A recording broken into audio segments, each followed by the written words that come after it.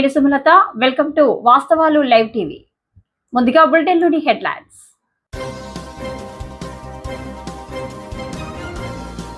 ధాన్యం కొనుగోలు చేయాలని రోడ్డుపై బైఠాయించిన రైతుల ధర్నా. 14 సెకండ్లు నేలపై వెలిగిన పిడుగు వెలుతురు, భయాందోళనకు గురైన ప్రజలు.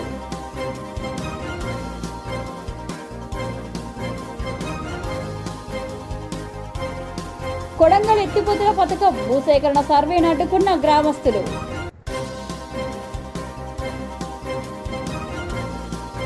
జూబ్లీహిల్స్ లో హైడ్రా కూల్చివేతలు, పెద్దమ్మ గుడి ప్రక్కన నిర్మాణాల తొలగింపు.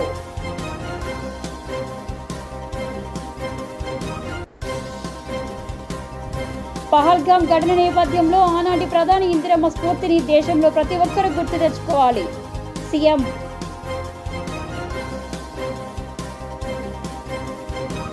జహీరాబాద్ లో మాజీ మంత్రి హరీష్ రావు మీడియా సమావేశం. కాంగ్రెస్ ఎమ్మెల్యే యశస్విని రెడ్డిని నిలదీసిన సొంత పార్టీ కార్యకర్తలు.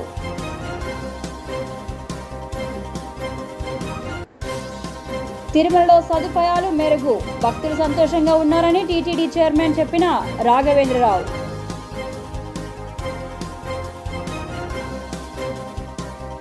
కాళేశ్వరం మొత్తం కొట్టుకుపోతుంది, దాన్ని మనం ఏం చేయలేం, మంత్రి కోమటి వెంకట్. ధాన్యం కొనుగోలు చేయాలని రోడ్డుపై బైఠాయించి రైతుల ధర్నా. జగిత్యాల అర్బన్ మండలంలోని గోపాలరావుపేట గ్రామంలో ధాన్యం కొనుగోలు చేయాలని జగిత్యాల ధర్మపురి రోడ్డుపై బైఠాయించి ధర్నా చేస్తున్న రైతులు, రోడ్డుపై నిలిచిపోయిన వాహనాలు భారీగా స్తంభించిన ట్రాఫిక్.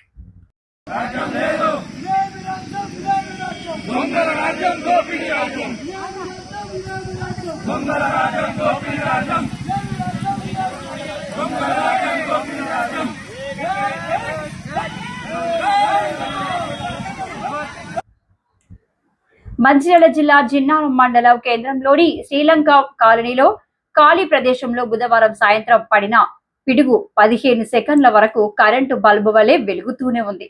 ఇది చూసిన స్థానికులు భయాందోళనకు గురయ్యారు.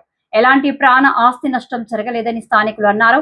ఏది ఏమైనా ఈ పొదుగును చూసి స్థానికులు పలు రకాలుగా చర్చించుకున్నారు. నారాయణపేట జిల్లా మక్తెల్ మండలం కాట్రపల్లి గ్రామ శివారులో నారాయణపేట కొడంగల్ ఎత్తిపోతల పథకం కోసం భూసేకరణ సర్వే నిర్వహిస్తున్న రెవెన్యూ అధికారులను అడ్డుకున్న గ్రామస్తులు. ప్రభుత్వం నుండి ఎలాంటి ధీమా లేదని స్పష్టమైన హామీ వచ్చే వరకు మా భూముల్లో సర్వే నిర్వహించడానికి ఒప్పుకోమని తేల్చి చెప్పిన రైతులు, గ్రామస్తులు.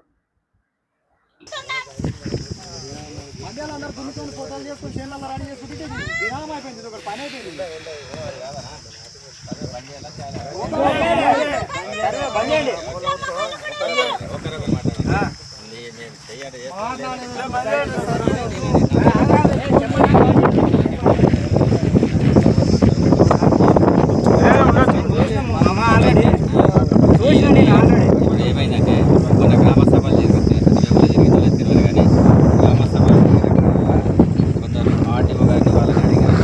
సార్ మాకు జనాలు పోయేటప్పుడు ఈ పైప్ లైన్ పోయినప్పుడు ఏమి కూడా మమ్మల్ని దగ్గర ఆ మిగిలిన ఫోను ఉంటే ఎదురు పైకి మాకు ఎక్కడ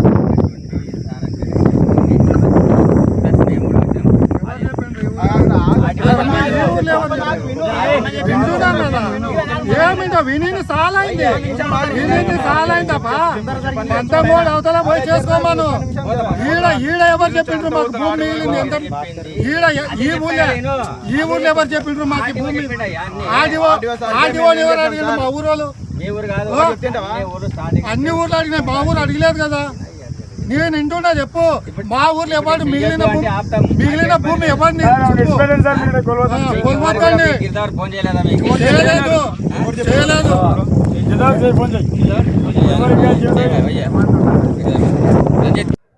జూబ్లీహిల్స్ లో హైడ్రా కూల్చివేతలు, పెద్దమ్మ గుడి పక్కన నిర్మాణాల తొలగింపు. 500 గజాలకు పైగా స్థలంలో నిర్మాణాల కూల్చివేత. ఇవాళ ఉదయం నుండి కొనసాగుతున్న కూల్చివేతలు.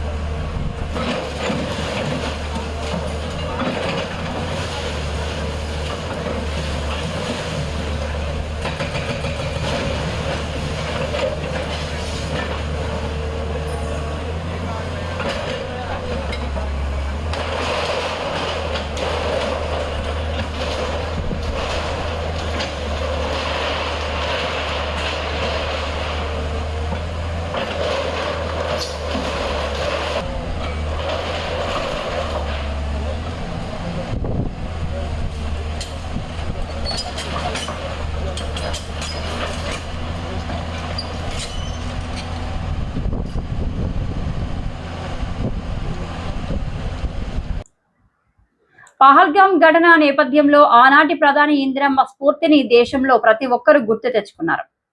తీవ్రవాదుల ముసుగులో దేశ పౌరులపై దాడులకు తెగబడితే ఆనాడు ఇందిరమ్మ పాకిస్తాన్ కు గట్టి గుణపాఠం చెప్పారు. మా దేశాన్ని మేము రక్షించుకోగలుగుతాం, ఎవరి మధ్యవర్తిత్వం అవసరం లేదని ఇందిరమ్మ ఆనాడే స్పష్టం చేశారు. కానీ ప్రస్తుతం పహల్గాం ఘటనలో పాకిస్తాన్ కు బుద్ధి చెప్పడంలో ప్రధాని వెనుకడుగు వేశారు. ట్రంప్ చెబితే కేంద్ర ప్రభుత్వం కాల్పుల విరమణ చేసిన పరిస్థితి ఇప్పటి కేంద్ర ప్రభుత్వానిది. భారతదేశం సహించదు. మా దేశం యొక్క సమస్యను, మా భద్రతను మేమే కాపాడుకోగలుగుతాం, మా దేశాన్ని మేము రక్షించుకోగలుగుతాం, మాకెవ్వరికి సూచనలు, ఎవరి మధ్యవర్తిత్వం అవసరం లేదని విస్పష్టంగా ఆనాడు శ్రీమతి ఇందిరాగాంధీ గారు చెప్పడం జరిగింది. కానీ పహల్గాంలో జరిగిన సంఘటనలు మీరు చూసినారు. మేమందరం అండగా నిలబడ్డాం కేంద్ర ప్రభుత్వానికి, ప్రధానమంత్రి గారికి సంపూర్ణంగా.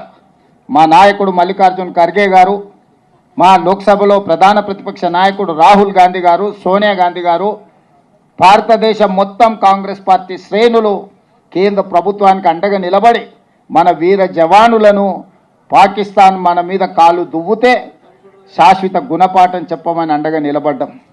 దురదృష్టవశాత్తు కేంద్ర ప్రభుత్వం వెనకడుగు వేసింది, వచ్చిన అవకాశాన్ని సద్వినియోగం చేసుకోకుండా. అమెరికా ప్రెసిడెంట్ ఒత్తిడి తీసుకొచ్చినా, నేను యుద్ధాన్ని ఆపిన, లేకపోతే ఆర్థిక ప్రయోజనాలు నేను దెబ్బతీస్తాను బెదిరిస్తే భారతదేశం లొంగిపోయిందని చెప్పి ట్రంప్ ప్రకటించే పరిస్థితి వచ్చిందనంటే ఈ దేశంలో నడుస్తున్న ప్రభుత్వం ట్రంప్ ఒత్తిడికి లొంగిపోయిందని విస్పష్టంగా ఈరోజు ప్రజలు భావించవలసిన పరిస్థితి వచ్చింది. మీరు విజయం సాధిస్తే, మీరు పాకిస్తాన్ ఓడిస్తే, మీరు తీవ్రవాదాన్ని అణిచివేస్తే ప్రపంచమే మీకు గొప్పగా స్వాగతం పలికేది, అభినందించేది. కానీ గొప్పల కోసం మీ నాయకత్వం, మీ పార్టీ శ్రేణులను వీధుల్లో తిప్పే పరిస్థితి వచ్చిందంటేనే నైతికంగా ఈరోజు ప్రజలకు మీరు జవాబు చెప్పవలసిన పరిస్థితులు ఏర్పడ్డాయి. ఈరోజు 100% అండగా నిలబడ్డ కాంగ్రెస్ పార్టీని, రాహుల్ గాంధీ గారిని నిందించడం ద్వారా తమ చేతగానితనాన్ని కప్పిపుచ్చుకోవాలని బీజేపీ నాయకులు ప్రయత్నం చేస్తున్నారు. కేంద్ర మంత్రిగా పనిచేస్తున్న కిషన్ రెడ్డి గారు విచక్షణ కోల్పోయినారు. రాహుల్ గాంధీ గారి గురించి తప్పుడు మాటలు మాట్లాడుతున్నాడు. జహీరాబాద్ లో మాజీ మంత్రి హరీష్ రావు మీడియా సమావేశం. వానాకాలం సీజన్ దగ్గరికి వచ్చినా రాష్ట్రంలో పచ్చి రొట్ట విత్తనాలు ఇప్పటి వరకు రైతులకు కాంగ్రెస్ ప్రభుత్వం అందుబాటులో ఉంది. పక్కన ఆంధ్రాలో విత్తనాలకి టెండర్లు పిలిచి 20 రోజులు అవుతుంటే మీరు నిద్రపోతున్నారా? గత బీఆర్ఎస్ హయాంలో ఎప్పుడు ఇలాంటి పరిస్థితి రానివ్వలేదు. కాంగ్రెస్ పార్టీ ఇచ్చిన హామీలను నెరవేర్చకపోగా కేసీఆర్ అమలు చేసిన పథకాలను కూడా కొట్టుకుపోతా. ధాన్యం తడిసిపోయింది. కామారెడ్డి జిల్లాలో ధాన్యం మొలకెత్తుతా ఉంది. ఇవాళ మనం మెదక్ జిల్లాలో చాలా మంది రైతులు రోడ్ల మీద రాస్తారోకోలు చేస్తున్నారు.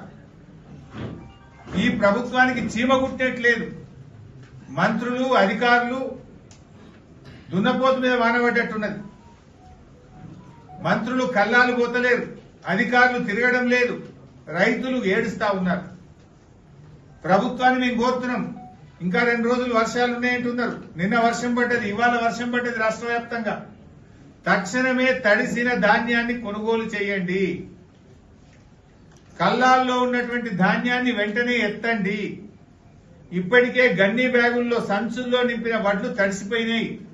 ఆ సంచులను యథావిధిగా బాయిల్ రైస్ మిల్లకు పంపించి రైతులను విముక్తి చేయండి. మొద్దు నిద్ర వీడండి. ఇంకా 25% ధాన్యం రాష్ట్ర వ్యాప్తంగా కల్లాల్లో ఉంది. తరుగు పేరు మీద రైతుల ఉసురు పోసుకుంటున్నారు. క్వింటాల్కు 5 నుంచి 10 కిలోల తరుగు అడుగుతా ఉన్నారు రైతుల్ని. నువ్వు పెద్ద పెద్ద మాటలు మాట్లాడినావు, తరుగు తీయమన్నావు. ఏ సెంటర్కి పోతామో పోదామా? 5 నుంచి 10 కిలోల తరుగు తీస్తున్నారు ఇవాళ రేవంత్ రెడ్డి. నీ మాటలు కోటలు దాటుతున్నాయి తప్ప నీ చేతులు గడప దాటలేవు. నీ మాట ఎవడు ఇంటలేడా? నువ్వు నేను అత్త మీద ఉత్తుత్తగా చెప్తా, మీరు తరుగు తీసుకోండి అని చెప్తున్నావు లోపలికి వెళ్ళి. నువ్వు అసెంబ్లీలో చెప్పిన మాటలకే విలువ లేదు. అసెంబ్లీలో చెప్పినావు తరుగు తీస్తలేమని. మరి ఎందుకు తరుగు తీస్తున్నారు? అధికారుల మీద యాక్షన్ తీసుకో. కలెక్టర్లను పంపి కల్లాల్లోకి, ఆర్డీఓలను, ఎంఆర్ఓలను కల్లాల్లో పెట్టి వెంటనే తడిసిన ధాన్యం కొనుగోలు చేయడానికి యుద్ధ ప్రాతిపదికన చర్యలు తీసుకోవాలని చెప్పి నేను ప్రభుత్వాన్ని డిమాండ్ చేస్తా ఉన్నా.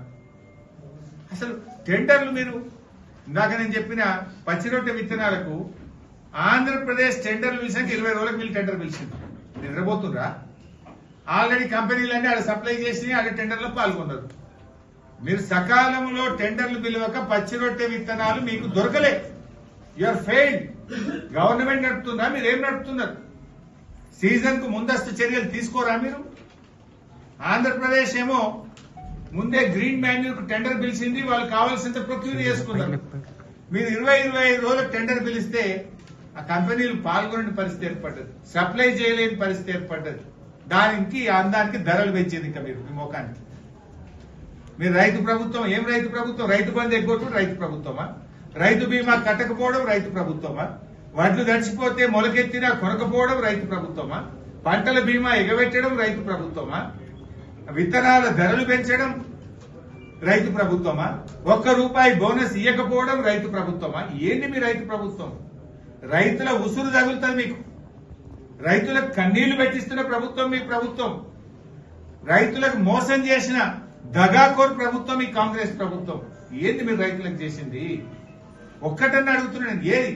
రైతు బంధు ఇయ్యరు, రైతు బీమా ఇయ్యరు, బోనస్ పైసలు ఇయ్యరు, తడిసిన వడ్లు కొనరు, విత్తనాల ధరలు పెంచుతారు. ఏంటి మీరు చేసింది రైతులకు? బడ్జెట్ లో చెప్పినారు, అసెంబ్లీలో బడ్జెట్ ప్రసంగంలో బట్టి విక్రమార్క చెప్పిండు పంటల బీమా పథకం ఈ సంవత్సరమే ప్రవేశపెట్టమన్నారు. ఎప్పుడు పెట్టారు? ఏడాది అర్థమైపోయింది. 18 నెలలైంది. పంటల బీమా పథకం అటకెక్కింది, పత్త లేకుండా వీకింది. రైతుల ప్రీమియం కూడా ప్రభుత్వమే కట్టదని చెప్పిండ్రు. ఏది? రైతు ప్రీమియం కట్టలే, గవర్నమెంట్ ప్రీమియం కట్టలే. ఏ ప్రీమియం కట్టలే. రైతులకు పంటల బీమా పథకం రాలే. రైతులు ఇబ్బంది పడుతున్నారు. వడగళ్ల వాన, అకాల వర్షాలు పడి పండ్ల తోటలు, వరి పంట, అన్ని రకాల పంటలు దెబ్బతిన్నాయి. పోయిన సంవత్సరం కాంగ్రెస్ ఎమ్మెల్యే యశస్విని రెడ్డిని నిలదీసిన సొంత పార్టీ కార్యకర్తలు. వరంగల్ జిల్లా రాయపర్తి మండలం మొరిపిరాల గ్రామంలో దుర్గమ్మ ఉత్సవాలు, మినరల్ వాటర్ ప్లాంట్ ప్రారంభించడానికి వచ్చిన ఎమ్మెల్యే యశస్విని రెడ్డికి నిరసన సెగ. పార్టీలోకి కొత్తగా వచ్చిన నాయకులు పాత కార్యకర్తలకు కనీసం సమాచారం ఇవ్వడం లేదని, తమకు అన్యాయం జరుగుతుందని ఎమ్మెల్యేను నిలదీసిన కార్యకర్తలు, ప్రభుత్వ పథకాలు, పార్టీ కార్యక్రమాలను మాకు చెప్పడం లేదని ఎమ్మెల్యేను నిలదీసిన కార్యకర్తలు, పాత వారిని కాదని కొత్త వారికి ప్రాధాన్యం ఇస్తున్నారని ప్రశ్నించిన కాంగ్రెస్ కార్యకర్తలు. తిరుమలలో సదుపాయాలు చాలా మెరుగుపడ్డాయి, భక్తులు సంతోషంగా ఉన్నారని టీటీడీ చైర్మన్ కు చెప్పిన రాఘవేంద్రరావు. టీటీడీ చైర్మన్ కు మర్యాదపూర్వకంగా కలిసిన సినీ ప్రముఖులు బి రాఘవేంద్రరావు, బండ్ల గణేష్, మాజీ తానా అధ్యక్షుడు వేమన సతీష్.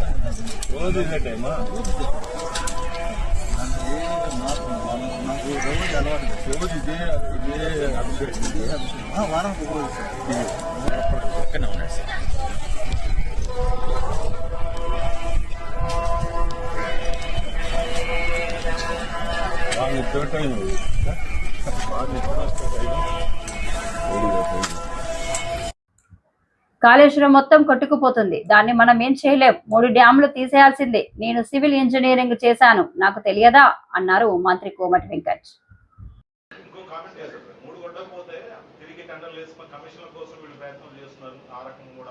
కమిషన్ల కోసం రీకన్స్ట్రక్షన్ చేయలేమబ్బా. నేను పోయి చూసినా, నేను కాంట్రాక్ట్ చేసిన సివిల్ ఇంజనీరింగ్ చేసిన, నేను అంతకుముందు దాని గురించి కొంచెం నాలెడ్జ్ ఉన్నది. ఏం చేయలేము మనం, దాన్ని మొత్తం తీసేయవలసింది. అది 3 డ్యాములు తీసేయవలసిందే. 1 సంవత్సరం 2 సంవత్సరం గోదావరిలో ఒకసారి విపరీతమైన ఫ్లడ్స్ వస్తాయి. 3 వాష్ అవుతామని చెప్పి ఎన్డీఎస్ఏ మేధావులతో కూడిన సెంట్రల్ గవర్నమెంట్ చట్టపరంగా అనుభవించిన ఎన్డీఎస్ఏ ఇచ్చిన రిపోర్ట్ 3 కొట్టుకుపోతాయి. నీళ్ళు ఆపొద్దని చెప్తే మళ్ళీ మీరు